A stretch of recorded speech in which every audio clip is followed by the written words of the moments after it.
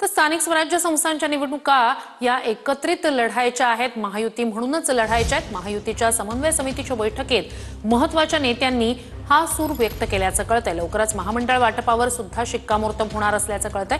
महत्त्वाच्या महापालिकांवर महायुतीचा भगवा फडकवायचा आहे असं मत या नेत्यांनी व्यक्त केल्याचं सुद्धा कळतंय। स्थानिक स्वराज्य संस्थांच्या निवडणुका मात्र ताकदीने लढवाव्यात असं आमचं मत त्या ठिकाणी झालं। पण या निवडणुका एकत्र महायुती म्हणून लढल्या जाईल की स्वतंत्र लढल्या जाईल?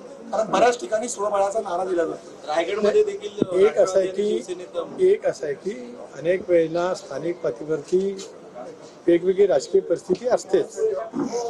दीर्घकाळ वेगवेगळ्या राजकीय भूमिकेतून प्रत्येकजण वावरलेला असल्यामुळे तशापैकी स्थिती स्थानिक पातळीवरती असतेच। पक्षाचे तिन्ही नेते बसले किंवा पक्षाची आता जी जशी समन्वय समिती आहे तशी त्यावेळेला होती, त्यावेळेला जसं आम्ही बसलो आणि आम्ही मतदारसंघ वाटले तसं यावेळेला सुद्धा निश्चितपणे त्या वतीमध्ये होईल।